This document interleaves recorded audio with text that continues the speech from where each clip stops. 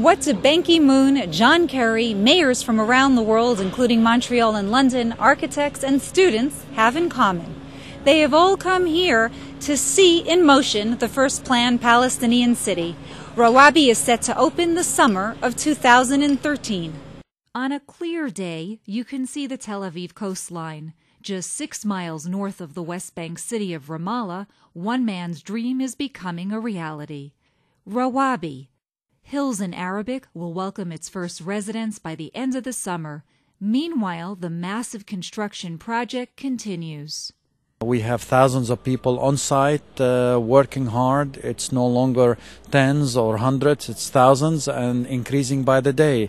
And the ultimate is expected by the end of this year, and where the people move in and we see them living happily enjoying the Rawabi life.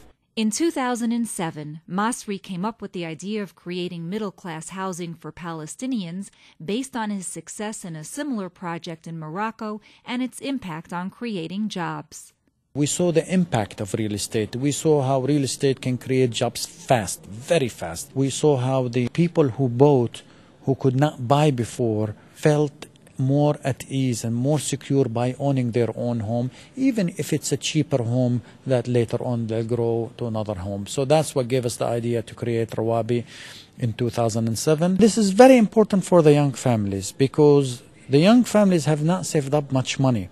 At a state-of-the-art visitor and sales center, prospective buyers walk through multimedia tunnels that offer a peek into finished units through video technology and lifelike renderings of what life in Palestinian utopia will look like, including a city center, parks, and a 20,000-seat amphitheater. The city center model has a unique character.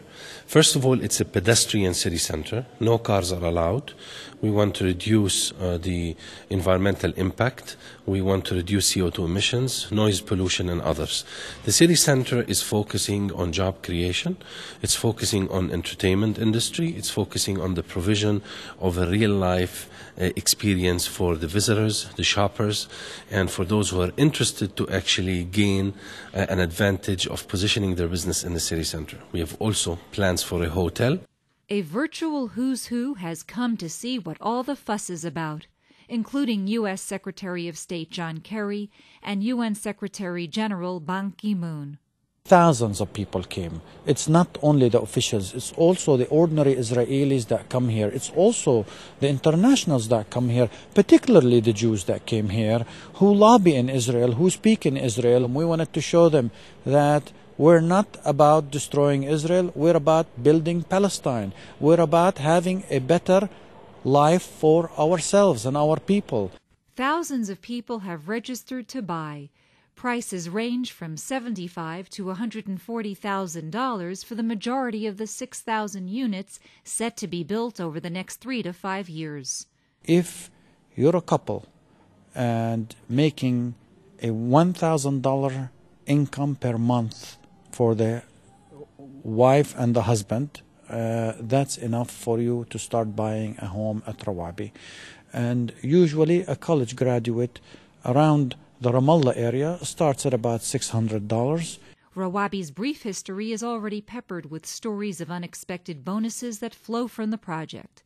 Rawabi stone, hewed from the vast yellow slabs dug out of the local hills and used in all of the nascent city's building facades, and gray stone, which is used for steps and indoors, have emerged as valuable commodities.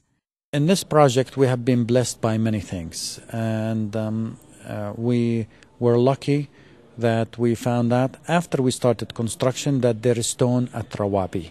This was great. With both local and global economic stresses impacting the political situation, job creation is targeted as the year's biggest challenge. Every time we make progress, some political setback scares the international companies. The latest one was the Gaza attack.